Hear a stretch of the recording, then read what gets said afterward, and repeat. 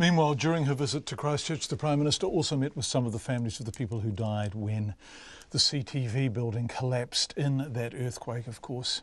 The CTV office collapsed in seconds in combination with a fire soon after. It's led to the death of 115 people following that 6.3 earthquake. In November, police announced there was not enough evidence of prosecutions over its collapse, partially due to a law that prevents anyone being held criminally responsible for a death that occurs more than a year and a day after a death-causing act was committed.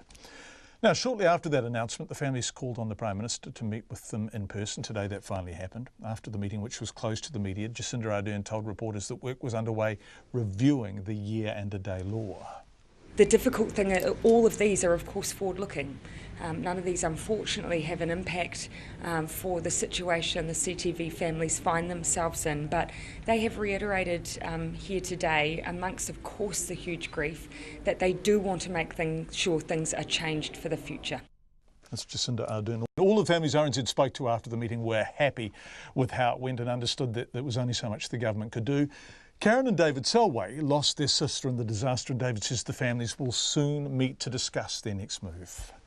We do have a group that are working together to actually bring about an endpoint, and really the endpoint we're focusing on is justice, is making sure that justice for the 115 people that died and their lives that were lost, that justice is actually brought around for those 115 people.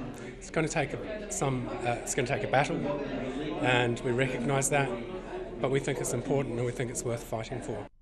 David Selway speaking earlier today.